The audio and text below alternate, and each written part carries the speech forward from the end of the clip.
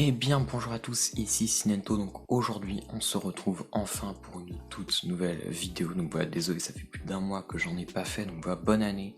Voilà, parce que ça fait déjà 8 jours qu'on est en 2021, donc j'espère que cette année sera peut-être un petit peu meilleure que 2020, même si voilà, pour moi ça n'a pas non plus été une année merdique. Je ferai pas non plus de vidéo bilan ou quoi sur la chaîne, mais en tout cas voilà, ça fait...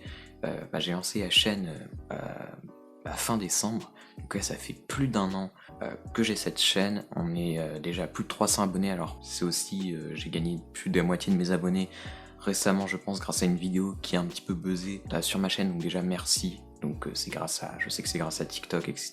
Et, enfin, c'est surtout le film qui a buzzé, du coup certaines personnes ont été curieuses et ont voulu regarder un petit peu ce que ça donnait sur YouTube. Et comme c'est un film pas très connu et que il y a que moi et un autre gars que je crois que c'est dans YouTube francophone qui ont fait une critique du film, ma vidéo elle a buzzé, donc c'est très très cool, donc merci aux nouvelles personnes qui se sont abonnées, voilà.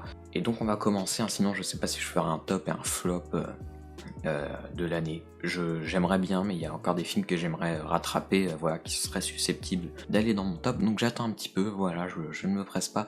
En tout cas, toute nouvelle vidéo sur le film Pieces of a Woman, donc un film sorti sur Netflix le 7 janvier, donc voilà, cette année.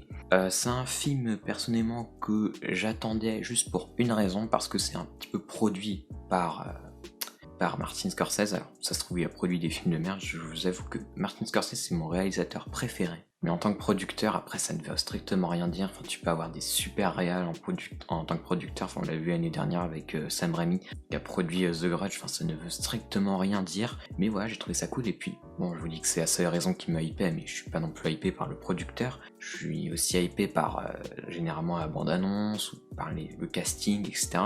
Et là, au niveau du réalisateur par exemple, j'ai vu que c'est un réalisateur qui, au vu des gens, était quand même un bon réalisateur. C'est un réalisateur hongrois, alors je ne le connais pas du tout.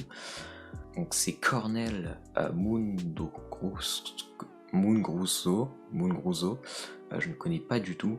Donc le gars qui a réalisé White God ou La Lune de Jupiter. Mais apparemment c'est vraiment un bon réalisateur. Et avec ce film, je pense que ce film m'a donné envie de m'intéresser un petit peu plus à ce réalisateur. Alors, il a écrit ce film avec sa femme, enfin je crois que c'est sa femme qui a écrit le film, ouais. C'est un film assez personnel pour eux, parce que ça va raconter une histoire, alors, qui est pas totalement la même, en tout cas de ce que j'en ai entendu dire, mais qui leur est arrivé, et donc c'est un film vraiment personnel. Je crois qu'à la place c'était pour être mis en scène au théâtre, mais en fait ils ont tout réécrit, ils ont fait un film, donc qui sort du coup sur Netflix avec au casting Vanessa Kirby. Donc Vanessa Kirby c'est une actrice que j'ai vue dans un seul film je crois, qui est le dernier Mission Impossible, qui était très très bon je trouve. Et voilà, bon, je me souviens pas forcément de sa prestation, elle m'a pas marqué, mais voilà, c'est plutôt une bonne actrice. Je sais qu'elle a aussi joué dans le Hobbs and Shaw, là, le Fast and Furious, mais je ne l'ai pas encore vu. En tout cas, dans ce film, j'ai trouvé plutôt bonne, ouais, vraiment vraiment bonne. Voilà, c'est pas non plus une performance époustouflante ou quoi, mais vraiment, c'est un film qui est fort en émotion, donc je vais y revenir tout de suite après. Au niveau du casting, on a Shia LaBeouf, je ne sais pas du tout comment on dit son nom, voilà, j'entends des gens le dire différemment à chaque fois. Je ne sais pas exactement comment on dit son nom, qui joue le personnage de Sean. On a Ellen Burstyn qui joue Elizabeth. Donc Ellen Burstyn, c'est une actrice qui est très connue, c'est sûrement la plus connue de tout le casting, enfin avec Shia LaBeouf aussi. Donc Ellen Burstyn, voilà, qui a joué par exemple dans L'Exorciste ou Requiem for a Dream, Interstellar. Et il y a aussi Benny Safdie, voilà, je me disais putain, il me dit quelque chose de cet acteur, et oui, en fait c'est l'un des deux frères Safdie, celui qui joue, qui est aussi acteur, voilà, donc ceux qui ont réalisé Uncut Gems, et ici il joue le personnage de Chris, qui est un personnage quand même assez secondaire. Ici ça va surtout tourner autour de la relation de Martha et de Sean, donc interprété par Shia LaBeouf et Vanessa Kirby. Alors qu'est-ce que nous raconte ce film, ce petit ovni? Eh bien, il va y avoir un accouchement qui va très mal se passer pour le personnage de Martha, puisqu'elle va directement perdre son enfant lors de... Voilà, dès qu'il sort, en fait, il va tout simplement mourir. Donc d'ailleurs, alors je vous spoil juste les 15 premières minutes, voilà, parce que tu sais vraiment... 15 premières minutes, après je ne vous spoil plus rien. Ouais, c'est même pas un spoil vu que c'est, j'imagine, dit dans le résumé du film, sinon je vois pas comment tu peux vraiment donner envie, même si c'est pas forcément un truc qui donne envie. Bref.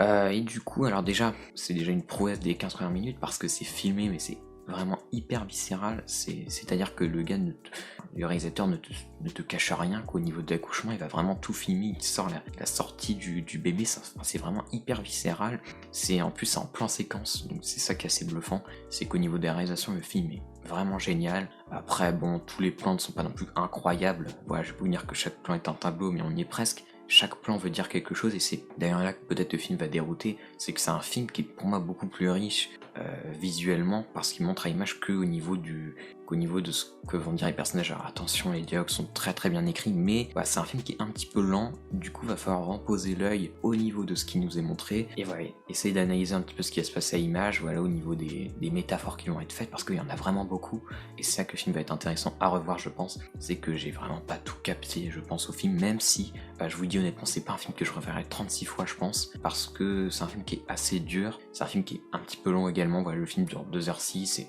c'est vraiment 80 minutes à l'accouchement et après ça va être un petit peu cet écartement qui va y avoir entre Martha et Sean, et puis voilà, la relation avec les parents, voilà. Mais c'est surtout l'émotion en fait que tu vas ressentir à travers les personnages, comment ils vont réussir à gérer ça. D'un côté t'as la femme qui veut, t'as un peu l'impression qu'elle veut vraiment totalement passer à autre chose, mais pas totalement, enfin, c'est assez dur de capter exactement ce qui se passe. Voilà, notamment avec le tableau, un moment où tu vois les échographies du bébé qui a l'embrouille, voilà, pour ceux qui ont vu le film, ou sa décision de vouloir partager son bébé pour la science, ce qui n'est pas de l'avis de tout le monde dans la famille. Donc ouais, mais ça va vraiment être cet éloignement qui va être intéressant au niveau des plans. Voilà, quand elle part dans une direction, l'autre part dans une autre. Voilà, dit comme ça fait peut-être pas rêver, mais le film, il est vraiment, vraiment, vraiment très beau au niveau de l'image, au niveau de comment c'est raconté. J'ai trouvé vraiment le film très, très bien fait, très, très bien réalisé. Bon, je vous dis ça depuis tout à l'heure. Mais c'est pas un film que je vais conseiller à tout le monde. Voilà, d'ailleurs le film il divise un petit peu, même si c'est très cool d'ailleurs, le film plaît quand même. Mais c'est un film qui est assez dur. C'est un film qui est lent. Voilà, je vous le redis encore une fois. C'est un peu ce genre de film. On est plus dans un truc comme je veux juste en finir, sauf que bon, je veux juste en finir, c'est encore beaucoup plus complexe que ça, je trouve. Voilà, c'est quand même un film qui est largement abordable pour tout le monde, je pense. Voilà, parce que je veux juste en finir, c'est quand même beaucoup de dialogues, enfin pas mal de dialogues quand même aussi, et pas mal de... Je pense qu'il faut aussi avoir pas mal de références pour apprécier le film à sa juste valeur. Là c'est pas le cas, c'est une histoire qui est assez simple, mais voilà, qui est racontée avec brio, voilà, parce qu'en fait, également on va avoir quelque chose qui va se passer avec la sage-femme, parce qu'il y a une sage-femme, alors voilà, je vous le dis, elle va accoucher dans sa maison, parce qu'elle elle veut pas aller à l'hôpital à la base.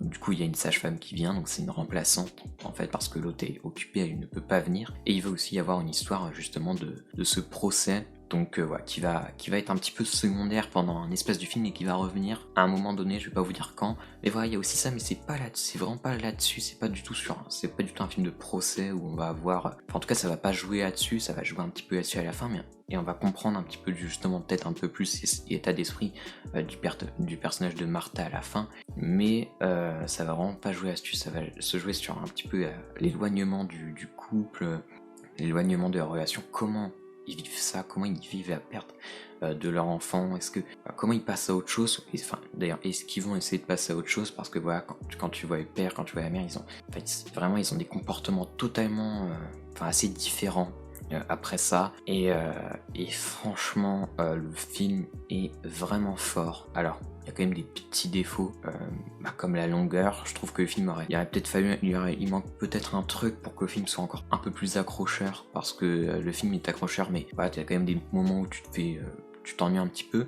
même si, alors vraiment pour être honnête, je ne vois pas quoi enlever dans le film. Vraiment, je me rappelle peut-être pas toutes ces scènes, voilà, mais je me dis qu'au niveau de ce qui est dit, je vois pas forcément quoi enlever, au niveau des images, au niveau de ce qui est montré, donc parce que même si le film n'a pas énormément de dialogue, ça paraît pas tout le temps, et il n'y a pas 20 milliards d'informations qui vont arriver, au niveau des images, il y a toujours, je pense, des trucs intéressants dans le film, au niveau des plans. Donc voilà, c'est un film qui est vraiment subtil, c'est un film qui est fort en émotion, Voilà, c'est un film qui est très déstabilisant. Donc, voilà. Moi, c'est un film que je vous conseille. Bon, je vais arrêter de répéter ce que je dis en boucle depuis tout à l'heure. Voilà, c'est vrai que c'est pas un film non plus où je vais pouvoir en dire énormément, mais c'est un film à voir. Et franchement, Netflix, il nous sort vraiment le grand jeu. Et j'espère que ça va continuer comme ça. Voilà, premier film. Voilà, peut-être qu'on va faire comme ça pendant l'année. Voilà, premier film Netflix que je vois cette année. Là, c'est le troisième film de l'année 2020 que je vois pour l'instant. Pour l'instant, je pense que c'est les meilleurs films que j'ai vus. J'ai vu Bosquevel et Freaky pour l'instant. Et franchement, là, Netflix sort vraiment un grand jeu. Et s'ils nous sortent des films comme ça, alors pas sur le même thème, hein, mais des films aussi intéressants que ça toute l'année, voilà, un film très très bien réalisé, je le redis, voilà, et vraiment que tu vois qu'il y a quand même un grand réalisateur, je ne sais pas, mais il y a quand même un réalisateur qui a beaucoup de talent derrière. S'il continue à faire confiance à des réalisateurs et faire des projets comme ça, et ça va être une très bonne année, même si voilà, je pense qu'on va quand même avoir notre lot de films comme Project Power ou The Old Guard, malheureusement. Et bien, si on a des petites pépites comme ça, et bien, voilà, personnellement, j'ai envie de rester abonné à cette plateforme. Donc moi, je vous dis salut.